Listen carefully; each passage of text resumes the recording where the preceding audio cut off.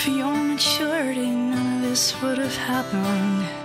If you weren't so wise beyond your years, I would have been able to control myself. If it weren't for my attention, you wouldn't have been successful. And if it weren't for me, you would never have amounted to very much.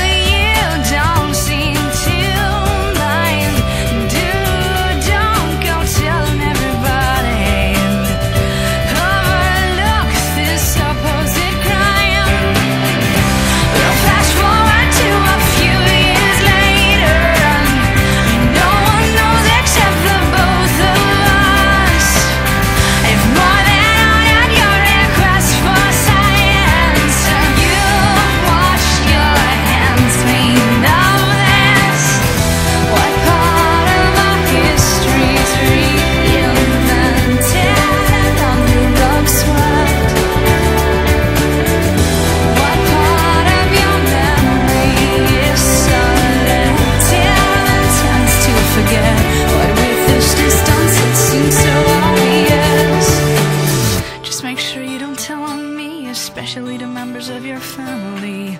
We best keep this to ourselves and not tell any members